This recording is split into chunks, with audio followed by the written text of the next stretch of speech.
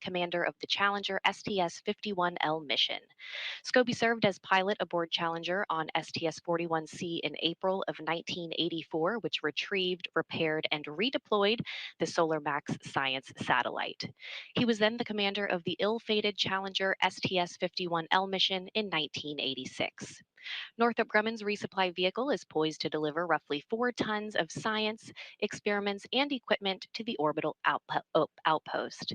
After Cygnus separates from the upper stage of Falcon 9 today, the spacecraft will conduct a series of engine firings to increase its altitude to match that of the International Space Station. That will set it up for the start of joint operations between Northrop Grumman engineers in Dulles, Virginia, and the NASA Flight Control Team here in Houston. A launch today will bring Cygnus to the station in the morning hours Tuesday, where NASA astronauts Matt Dominic and Jeanette Epps will be waiting in the cupola, set to use the station's robotic arm to reach out and grapple the spacecraft. That will be installed to the Earth-facing berthing mechanism on the Unity module for a stay of about 5.5 months. But we're counting down to launch as you are, Zachary, so back to you in Hawthorne. Thanks, Courtney. Falcon 9 is a reusable 2-stage rocket designed and manufactured by SpaceX for the reliable and safe transport of people and payloads in Earth orbit and beyond. Now, this year we've launched 73 missions to date, which is on average 1 launch every 3 days. And we're looking to launch up to 148 missions in 2024. And reusability is what makes all of that possible. So with that, let's meet Falcon 9, the first and currently the only orbital class rocket capable of reflight. Starting at the top of the vehicle is the payload fairing, which is a protective shell that encases the payload being sent to space, which today is Cygnus. Made of a carbon composite material and having a 17-foot diameter, the space within the payload fairing is able to comfortably contain your average-sized fire truck. Now, that fairing made up of 2 halves will separate and jettison away from the vehicle, exposing the payload once Falcon 9 reaches space. Now, Cygnus rolled out to the pad on Friday morning after wrapping up the process known as encapsulation earlier this week. This payload fairing was specially customized to accommodate late load operations on the pad, and we'll talk a bit more about those modifications later on in the program. Continuing on down the vehicle, we have the second stage. The second stage is powered by a single Merlin vacuum engine, or MVac, which is optimized to perform in the vacuum of space. After stage separation, the MVac will ignite and carry the payload to its final orbit. Now, the Falcon 9's first and second stages are connected via a black inner stage, which houses the MVac engine and the system that decouples the 2 stages during stage separation. And below that is the first stage, which is powered by 9 Merlin engines. These 9 Merlin engines provide the initial thrust to lift Falcon 9 off of the ground through the lower, thicker part of the atmosphere. Each of these Merlin 1D engines delivers about 190,000 pounds of thrust at sea level, which gives Falcon 9 a combined 1.7 million pounds of thrust. Now, after stage separation, stage 1, also called the booster, will return to Earth for recovery and reuse on a future mission. For today's mission, we'll be attempting to land this booster at Landing Zone 1 at Cape Canaveral Space Force Station in Florida. And this mission will mark this booster's 10th launch and landing, having previously flown AX-2, Euclid, AX-3, CRS-30, SES Astra 1P, and 4 Starlink missions. Now, weather continues to be a watch for today's launch from Space Launch Complex 40, and we'll continue providing you updates as the clock ticks closer to T0. For now, let's learn a bit more about the spacecraft delivering roughly 8,200 pounds of science and supplies to the International Space Station.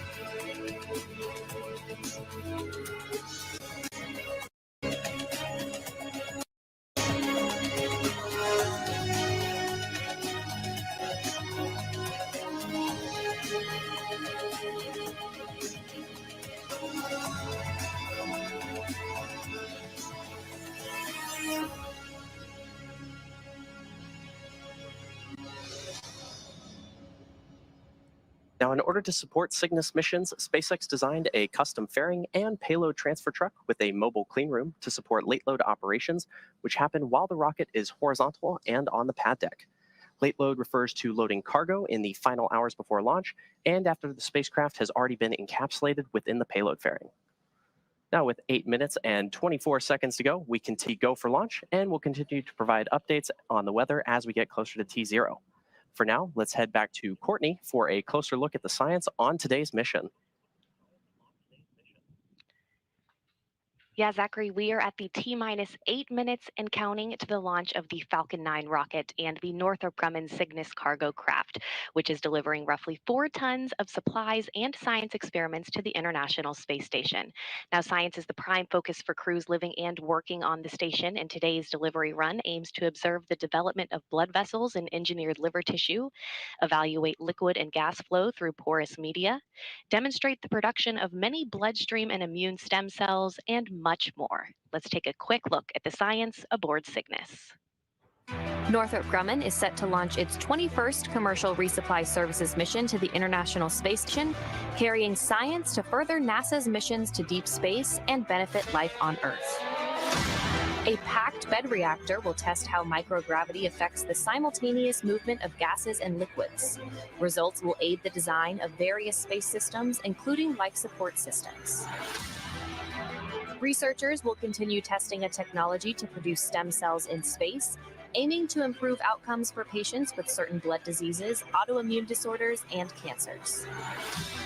Microscopic organisms will travel to station to provide crucial insights into how spaceflight affects the ability of damaged DNA to repair itself.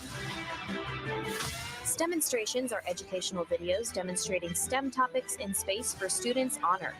For this mission, astronauts will use a balloon, a penny, and a hex nut to examine centripetal force. Discover more about all of the science making the journey to the orbiting lab at nasa.gov/ISS-science.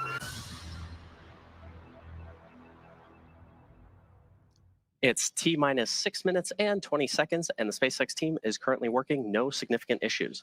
Now, at T-minus 38 minutes, the team concluded their go, no-go poll and gave the okay to proceed into propellant load and launch. Stage 1 RP1 load is complete.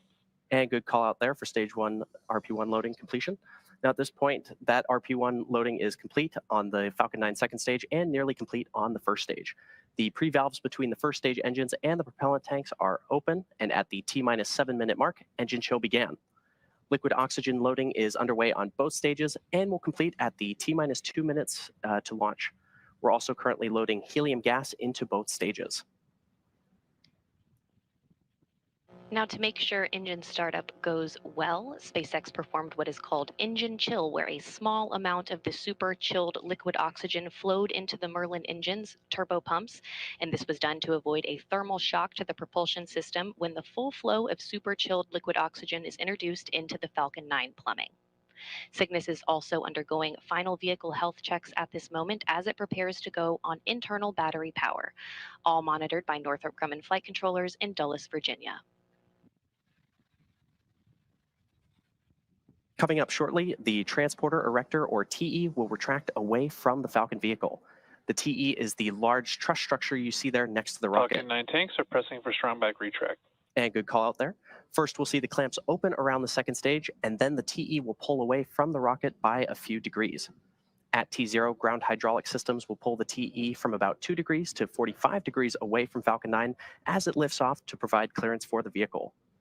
We should see those clamp arms opening around the second stage in just about 20 seconds from now.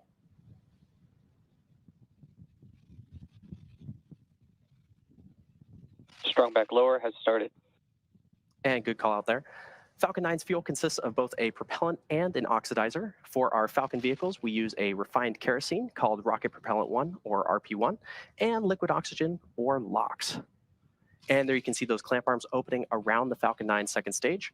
We'll then start to see the strong back recline away from the vehicle.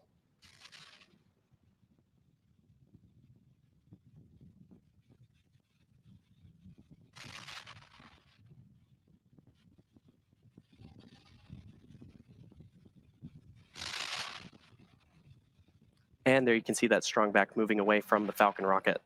Now, you may have noticed the white clouds building around the Falcon vehicle. Those white clouds are the chilled gas above the LOX tank that we vent overboard to maintain pressure in the tank as needed. And when that vented oxygen comes out into the warm Florida air, it condenses into clouds.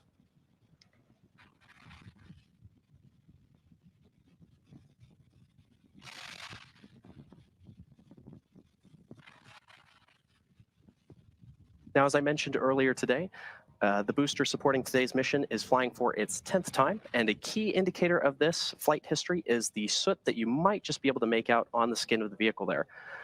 This soot comes from the carbon-based fuel of the rocket that gets deposited onto the body of the vehicle during re-entry through the Earth's atmosphere.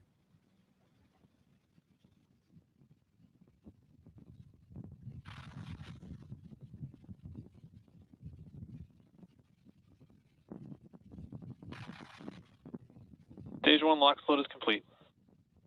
And good call out there that stage 1 LOX loading is now complete on the Falcon 9 first stage.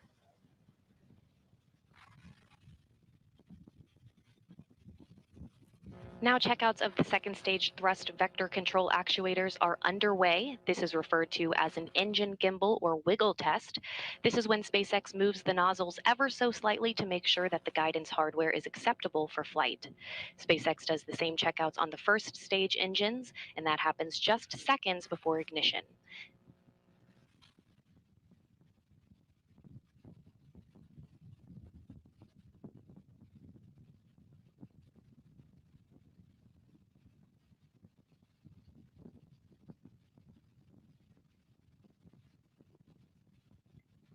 Now we should be hearing a call Stage out. 2 LOX load is complete. And there's that call out right there for stage 2 LOX loading completion. Now Cygnus is also performing its final health checks to make sure that all of its primary systems are ready for its rendezvous with the International Space Station.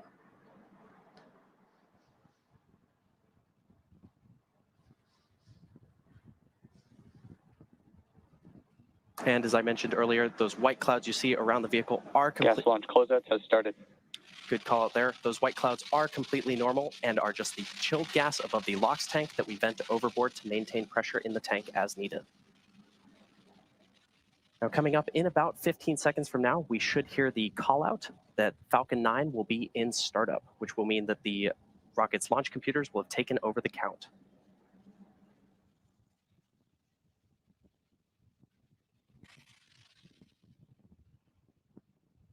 Falcon 9 is in startup. And there's the call. Falcon 9 is now in startup. Cygnus is transitioning to internal power, and the Falcon 9 computers are in final pre-launch checks, instructing the LD, rocket through the go final for launch. seconds before liftoff. Both stages are now being pressurized for launch, and the range remains go for launch.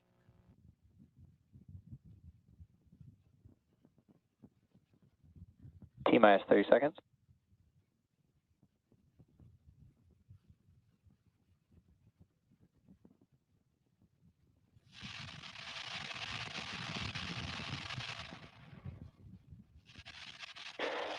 Seconds.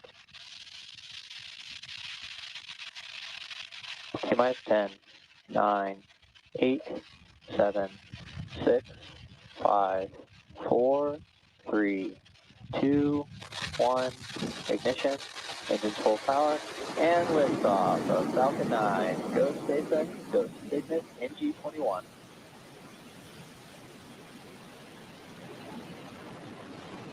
Falcon 9 and Cygnus take flight. The SS Dick Scobie is en route to the International Space Station. Stage 1 propulsion is nominal.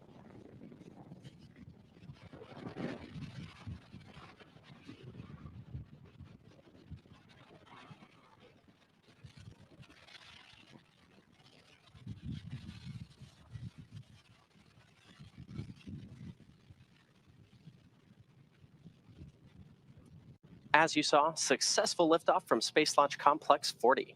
Power and telemetry nominal. Good call out there. Coming up in just about 20 seconds from now, we should hear a call out for Max Q. The vehicle passes through Max Q, or the point of maximum aerodynamic pressure, when the increasing speed of Falcon and the decreasing air density combine to create Falcon 9 is supersonic. combine to create maximum aerodynamic pressure. And good call out there.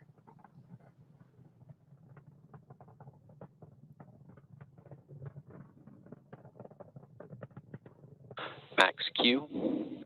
And there's that call out for Max Q.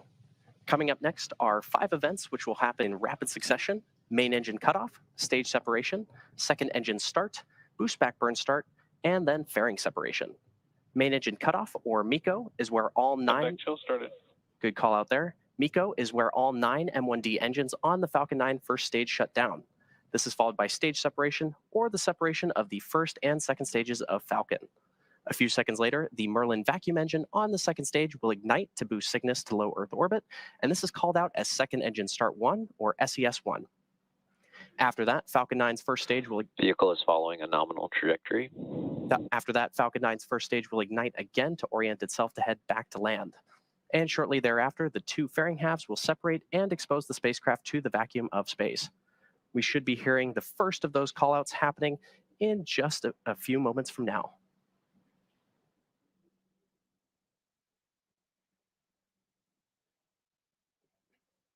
Main engine cutoff. Stage separation confirmed. And back ignition. Stage 1 boost back startup.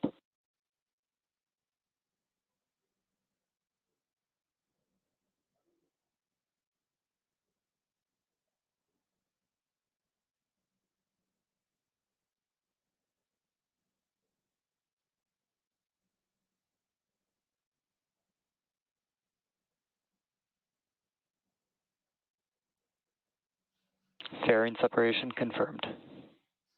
And there we heard the callouts for all 5 of those events, which again were MECO, followed by stage separation, then SES-1, boost back burn start, and fairing separation.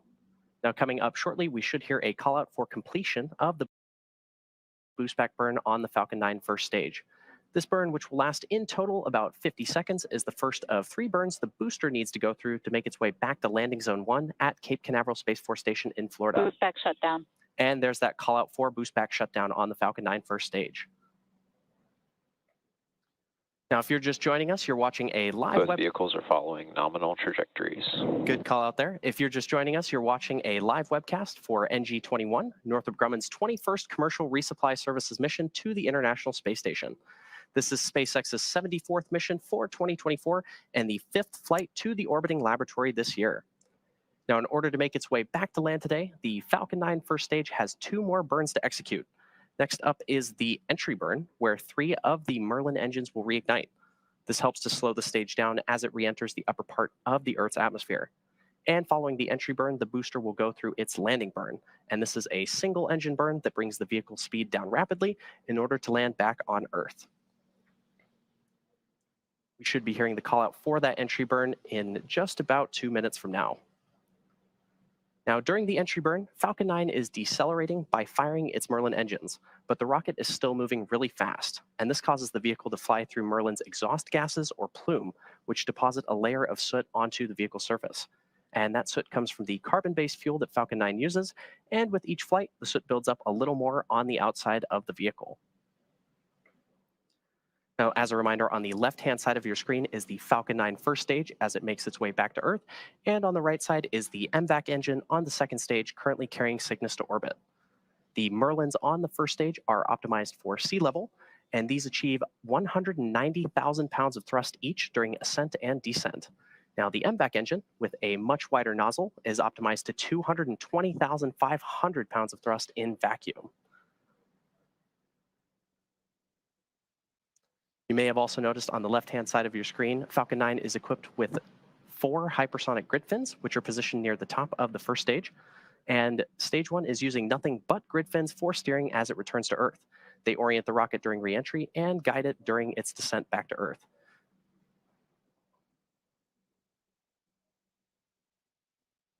Beautiful views of the MVAC engine currently carrying the Cygnus spacecraft to orbit.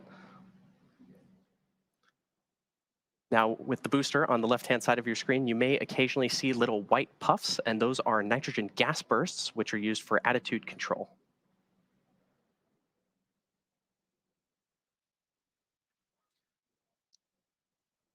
We should be hearing that call out for the entry burn of the Falcon 9 first stage in just about 10 seconds from now. Both vehicles continue to follow nominal trajectories. Good call out there. Now that entry burn will be for the first stage, which is on the left-hand side of your screen. Stage 1 entry burn startup. And good call out there for entry burn startup on the Falcon 9 first stage.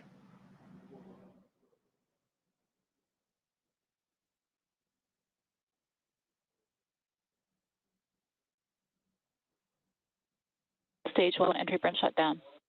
And there's that call out. Stage 1 FTS has saved. And there's that call out for entry burn shutdown on the Falcon 9 first stage. Now, the first stage is also equipped with 4 landing legs made of state-of-the-art carbon fiber with aluminum honeycomb. Placed symmetrically around the base of the rocket, they deploy just prior to landing. If successful, this will be the 10th time that we've recovered this particular booster and the 335th time that we've recovered. Both vehicles continue to follow nominal trajectories. 335th time that we've recovered a first stage booster since our first successful landing in 2015. And we did have a good call out there for vehicles following nominal Stage 1 trajectories. transonic. Amazing view of the Falcon 9 booster as it makes its way back to landing zone 1 at Cape Canaveral Space Force Station in Florida.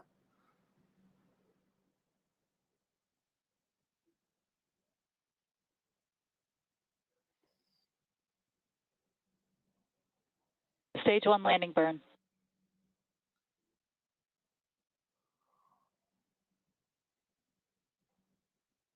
Landing leg deploy.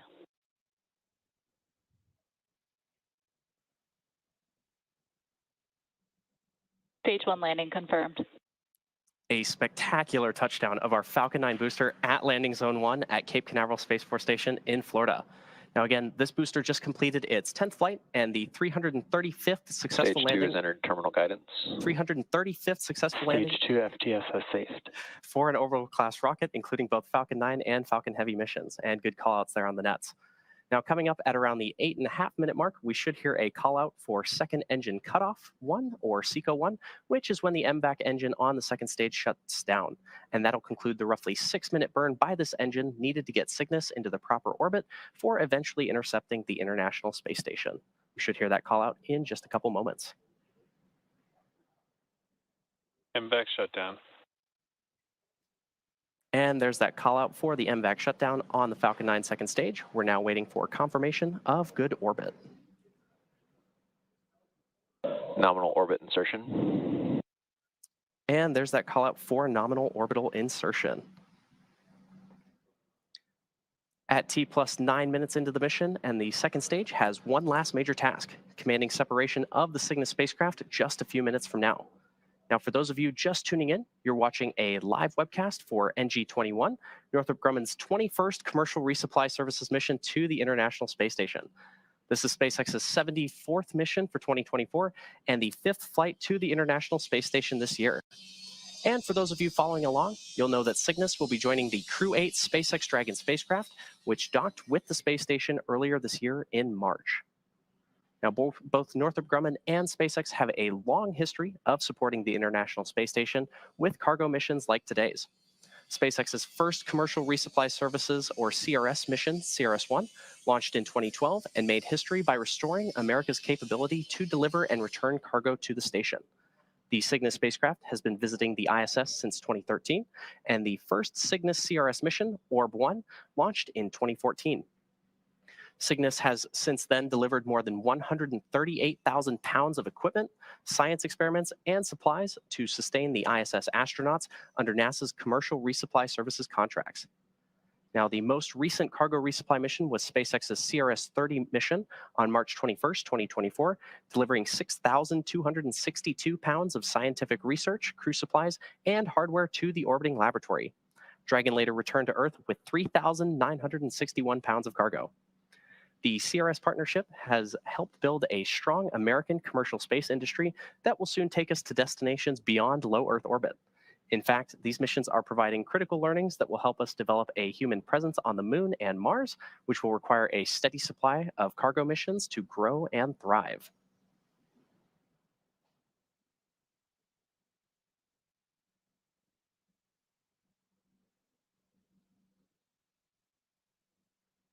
Now, Cygnus refers to the constellation that is visible in the northern night sky.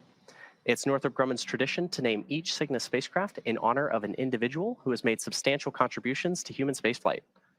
Northrop Grumman named the NG-21 Cygnus spacecraft in remembrance and celebration of the life of Francis R. Dick Scobie, a United States Air Force pilot and NASA astronaut, best known as the commander of the 1986 Space Shuttle Challenger mission, STS-51L. Now, shortly after launch, the vehicle experienced a fatal disaster, and he lost his life along with 6 other crew members. Scobie was an astronaut, pilot, and engineer who commanded the 1986 Challenger mission. In 1966, he obtained his U.S. Air Force pilot wings, and shortly after, served a tour of duty in Vietnam. When he returned, he was selected to attend the U.S. Air Force Aerospace Research Pilot School at Edwards Air Force Base in California. And over the next several years, he served as a test pilot, logging more than 6,500 hours of flying time in 45 different types of aircraft. In 1978, Scobie was selected into NASA's astronaut candidate class, completing training in August of 1979. Now, in addition to his astronaut role, Scobie was an instructor pilot on the NASA Boeing 747 shuttle carrier airplane. In 1984, he was selected to fly as pilot of the STS-41C mission, during which Scobie logged 168 hours in space. And then in 1986, served as commander of the Challenger spacecraft. Scobie was posthumously awarded the Congressional Space Medal of Honor in 2004 by President George W. Bush for meritorious and dedicated service to the nation and his pioneering contributions to human spaceflight. Commander Scobie is memorialized all over the country, including at an exhibit at the National Medal of Honor Heritage Center and at Arlington National Cemetery, where the 7 Challenger crew members are honored for their incredible courage.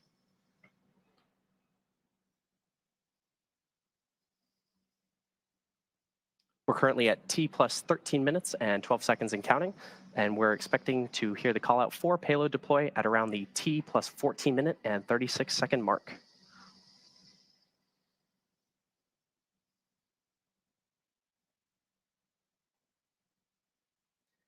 As a reminder, this is SpaceX's 5th mission headed to the International Space Station so far this year, following Crew 8, CRS-30, NG-20, and AX-3.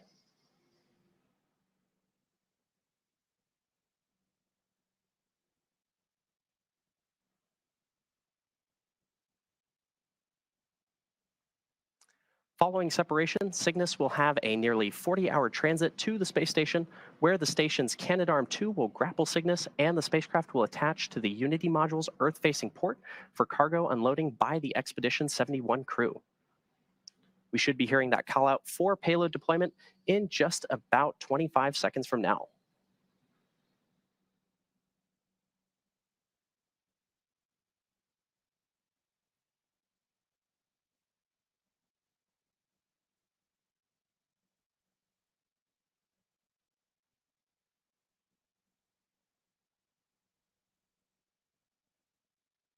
Should be hearing that call out any moment for payload deployment of the Cygnus spacecraft.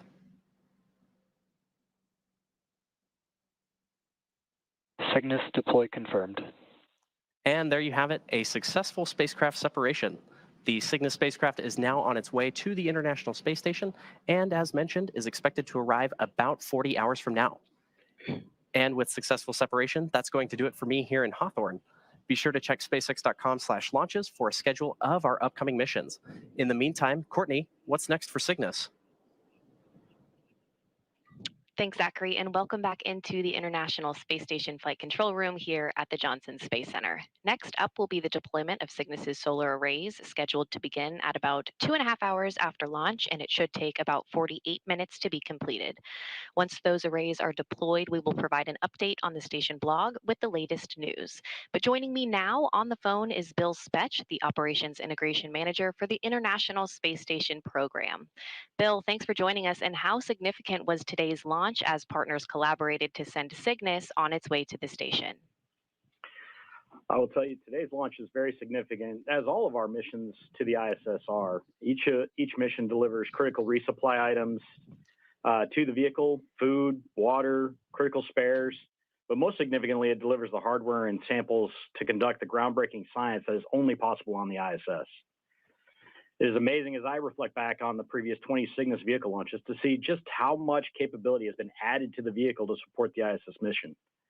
I had the privilege to be at the first commercial resupply services launch for Cygnus to ISS, and it is awesome seeing where we are today with this launch. I'm really excited that the weather cooperated with us to get this mission underway. Bill, we're glad the weather cooperated too. If you would please outline for us the upcoming activities for the crew on board the station as they prepare for Cygnus's arrival early Tuesday. So we get most of the items in place and checked out before we launch as part of our launch commit criteria. The crew has already done some practice runs on board for grappling Cygnus when it arrives. Closer to the arrival, they will set up to monitor its approach to the capture point before ultimately grappling the spacecraft with the robotic arm. And Bill, anytime a visiting vehicle arrives at the station, there's a choreography to unload the spacecraft. How complex is that process and what factors contribute to it? It does take a lot of planning and choreography to unload Cygnus. The team on the ground looks at a number of factors when addressing how the vehicle will be unloaded. First and foremost is we want to get going on all the time-critical science experiments that arrive on the vehicle. Those will be uploaded first to allow the crew to start conducting those experiments. The team must also take into account the available storage on board the ISS. This mission is delivering over 8,000 pounds of science, supplies, and hardware that takes up a lot of space. The team will stage what is retrieved from Cygnus in order to balance that with the available space inside the ISS. And finally, some of the hardware arriving will be installed on the ISS at planned times later during the mission. The teams account for all of these factors when planning how and when to unload the spacecraft. All right, Bill Spetch, the Operations Integration Manager for the International Space Station Program. Thanks for joining us today. Thank you. And with that, we will wrap up our launch coverage of Northrop Grumman's 21st Commercial Resupply Services mission. Cygnus is now on course to be captured at about 2:10 a.m. Central Time, 3:10 a.m. Eastern Time, Tuesday morning. Live coverage of rendezvous and capture will begin at 12:30 a.m. Central Time, 1:30 a.m. Eastern Time, followed by coverage of Cygnus's installation to the station at 3:30 a.m. Central Time and 4:30 a.m. Eastern. In the meantime, you can learn even more about the mission on the web at nasa.gov/commercial resupply. Thanks for joining us today, and we'll see you back here on Tuesday morning.